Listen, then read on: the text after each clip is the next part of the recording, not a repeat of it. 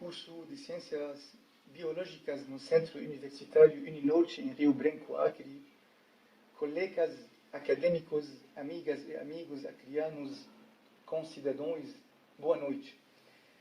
Agradeço à Uninorte e à amiga estimada professora Solange Chalub pelo convite e pela boa iniciativa de pensar a biologia em relação com a tecnologia digital e um mundo caracterizado pelas grandes transformações e mutações biológicas com a Covid-19 e societais, no senso amplo, quanto aos efeitos da pandemia sobre o indivíduo e a sociedade. Estou muito feliz de estar com vocês neste evento e desejo para vocês todos uma boa saúde e muito sucesso nos seus projetos, apesar das complicações e das dificuldades.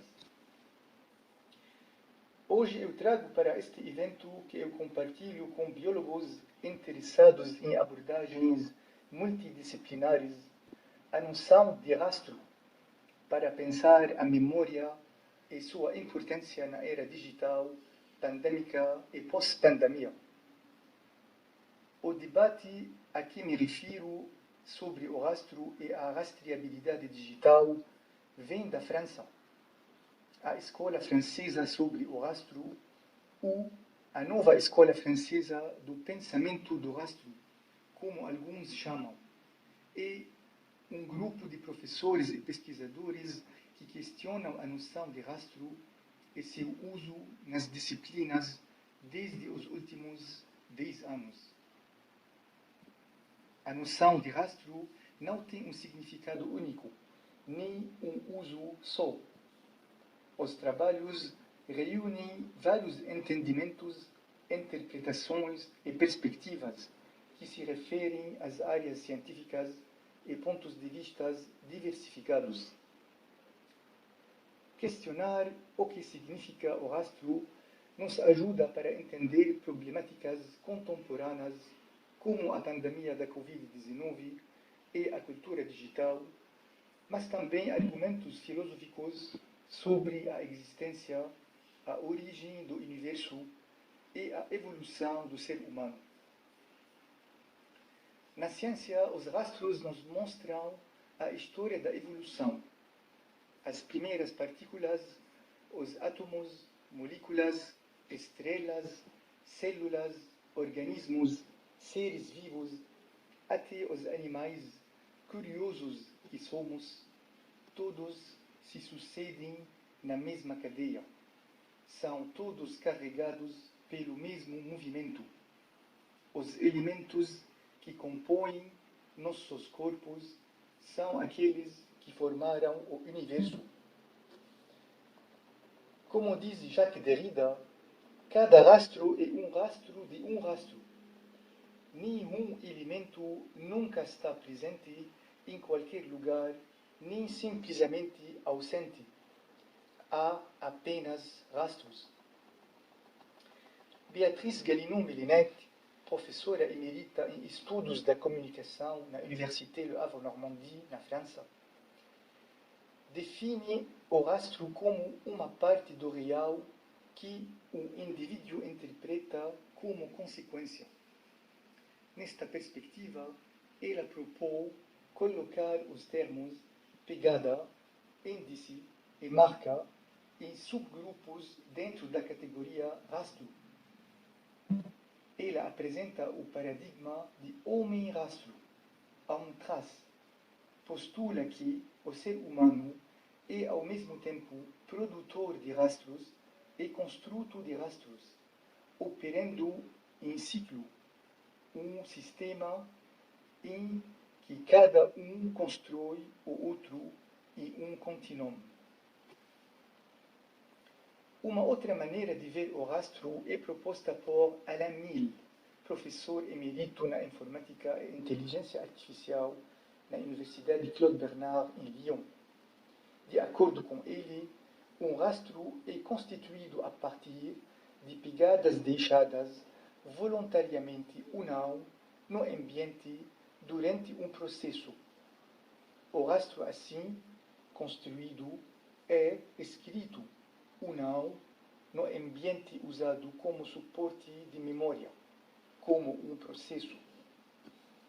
Segundo ele, a natureza das pegadas é variável e qualquer processo pode ou não produzir pegadas mais ou menos persistentes, inscrevendo-se no ambiente e então distinguíveis por observadores informados como um rastro do processo inicial. A observação é, portanto, um processo cognitivo para distinguir a pegada como um rastro de algo que pode fazer sentido. Desse modo, o rastro pode ser entendido como uma consequência, uma observação e interpretação de uma inscrição produzida por um processo. Pois então, há primeiramente o processo que faz inscrição, ou pegada, no ambiente onde acontece a interação. A pegada se torna rastro quando ela é percebida e é associada com um sentido ou uma significação. Vamos pensar a vida na Terra com sua biodiversidade e seu ambiente transformante, dois temas que os biólogos estudam e analisam. Se tomarmos a hipótese que a origem da vida em nosso planeta Terra é aquática, podemos dizer que a água é uma pegada de algo, de um processo que permitiu a sua formação ou a sua chegada na Terra. Ela se tornou rastro quando nós, seres inteligentes, entendemos essa substância e determinamos suas qualidades. É um líquido incolor, sem cheiro e transparente, composto de hidrogênio e oxigênio, de fórmula química H2O. Ela é um dos principais componentes da biosfera e cobre a maior parte da superfície do planeta. A água é a fonte de toda a vida. Ela apareceu na Terra cerca de 4 bilhões de anos atrás. E é graças às minúsculas algas azuis ou verdes azuis que a vida surgiu. Essas algas, da classe de oxifotobactérias, realizam a fotossíntese exigindo a fotossíntese oxigenada e podem, portanto, transformar a energia solar em energia química que pode ser utilizada pela célula, fixando dióxido de carbono e liberando oxigênio. Assim, a hipótese que a água possibilitou o surgimento da vida na Terra coloca a água como rastro da vida. Na representação mental e simbólica que nos rastreamos sobre o significado do rastro, nós falamos cronologicamente de vários elementos. No início tem o processo, que deixa uma inscrição em um ambiente determinado. Essa inscrição é uma pegada do processo que aconteceu. Quando essa pegada é observada e estudada, ela ganha um senso, um significado e se torna um rastro, uma consequência. Assim, a água é um rastro de um processo que ele mesmo é rastro de algo que nós ainda não conhecemos. Este processo ainda é um assunto de um debate científico baseado em duas hipóteses, interna e externa. A primeira sugere que a água deriva da desgaseificação do interior da Terra no momento de sua formação. Quanto à segunda, propõe a sua chegada na Terra do espaço por asteroides e cometas. O que nos importa aqui é que a água está incluída em um sistema complexo e que está em interação permanentemente com seus ambientes. Isto nos leva para uma nova hipótese formulada nos anos 80 do século XX por Jacques Benveniste, médico e imunologista francês, sobre a memória da água.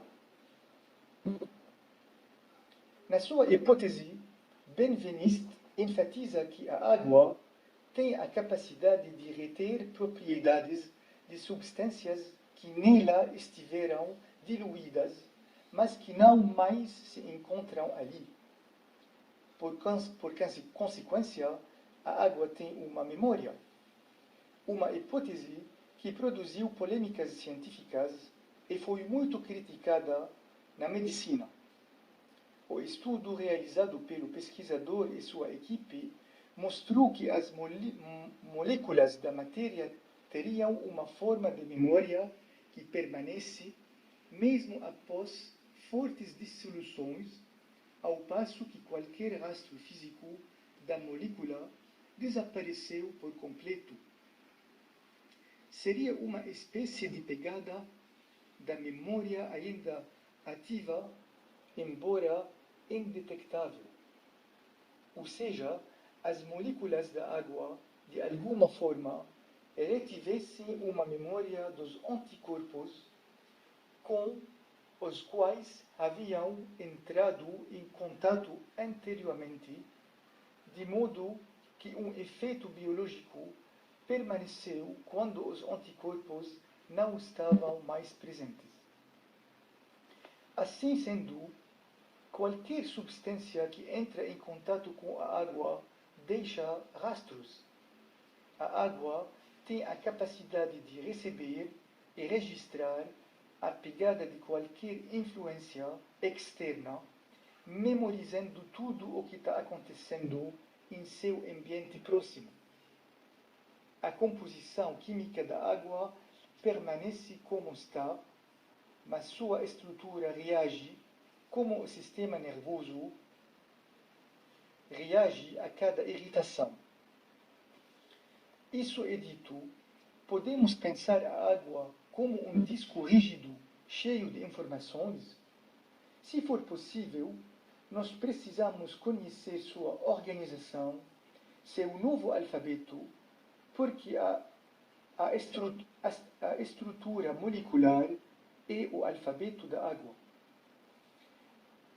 A água presente nos corpos de muitos animais, incluindo os humanos, é uma ação de informação, porque dentro do corpo humano tudo está conectado. As informações circulam além do espaço e do tempo. E a estrutura da água é fundamental e é a chave para muitos fenômenos biológicos e físicos. Esse postulado mostra a dimensão informacional e comunicacional da água e consolida seu entendimento como rastro, como consequência de processos diversos. O fenômeno elétrico mínimo no corpo humano permite que as células se comunicam umas com as outras. Essa comunicação intercelular pode ser modificada pelos campos elétrico, ambiental e eletromagnético. Se isso for provado, poderíamos identificar a presença de vírus ou bactérias em conexão com patologias infecciosas por meio de sinais magnéticos eletrônicos. Poderíamos parar a transmissão do SARS-CoV-2, que causou a morte de centenas de milhares de pessoas no mundo e perturbou a vida econômica e social? Claro que a minha pergunta vem de uma esperança, mais do que de uma evidência biológica, porque não sou biólogo e não me permito teorizar na biologia molecular ou na medicina. E a resposta, se haver uma, fica nos rastros que constituem a memória da água, que poderiam trazer, talvez, clarificações e novas perspectivas. Os rastros biológicos e antropológicos, fragmentos de ossos, nos mostram também que a origem do homem vem dos hominíneos, que compõem uma subtribo de primatas hominídeos. O fóssil mais antigo atribuído ao gênero Homo foi descoberto na Etiópia e remonta a 2,8 milhões de anos atrás. O Homo sapiens é a única espécie ainda viva da família dos hominídeos e é o único representante atual do gênero Homo, estando as demais espécies extintas. A espécie surgiu há cerca de 350 mil anos na região leste da África. Ele distingue-se por sua capacidade de exteriorizar não apenas seu corpo, mas sobretudo suas funções cognitivas. Com a ferramenta, o Homo sapiens coloca sua memória fora de si mesmo, adicionando às memórias genéticas e nervosas uma terceira memória, que abre a possibilidade de um patrimônio e de uma cultura. Se reduzirmos a memória a uma capacidade psíquica de registrar a experiência vivida pelo sujeito, nós negamos a ela qualquer dimensão coletiva. De acordo com Luiz Merzot, a memória é outro nome da transmissão, apondo-se ao presente comunicativo a profundidade do tempo longo, aquele dos arquivos, afiliações e rituais. No seu livro Rogue Archives, Digital Cultural Memory and Media Fandom, a pesquisadora americana Abigail de Kosnik examina a prática de arquivamento na transição da mídia impressa para o digital. Ela escreve que os estudos em memória remontam ao menos até o Fedro, escrito por Platão no século IV. Mas o campo, em sua forma contemporânea, foi iniciado por Maurice Halbwachs no seu livro Les cadres sociaux de la mémoire, no qual Halbwachs articulou sua teoria de memória coletiva. Segundo ele, a memória é menos o produto de uma apreensão do que de uma construção, onde a montagem de fragmentos exige a retransmissão dos quadros sociais, da linguagem, do espaço e do tempo. Halbwachs argumenta que, como os indivíduos formam suas memórias na sociedade, é também na sociedade que eles recordam, reconhecem e localizam suas memórias. Eu entendo então que essas memórias são feitas de rastros individuais e coletivos. Cada era sociotécnica da memória produziu sua própria memória da totalidade. Durante muito tempo, foi sem dúvida a biblioteca que representou esta totalidade.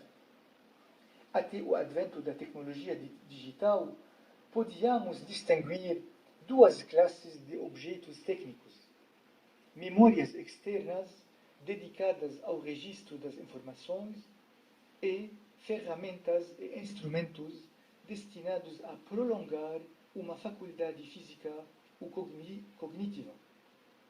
Na era digital, qualquer máquina registra e processa informações, de automóveis a computadores, câmeras, consoles de jogos, telefones, eletrodomésticos. A memória se tornou um componente em todos os nossos artefatos. A web é, ao mesmo tempo, um novo meio que se complementará ou competirá com os meios anteriores, mas também uma metamídia, ou metameio, que engloba todos os outros e que os transformará e uma indústria de memória através das possibilidades de acesso transversal e arquivo permanente. Vannevar Bush, dos pioneiros da Internet, apresenta em um artigo publicado em 1945 um aparelho que se chama Memex, que é um dispositivo eletrônico conectado a uma biblioteca capaz de exibir livros e mostrar filmes. Bush descreve o Memex como uma extensão da memória humana.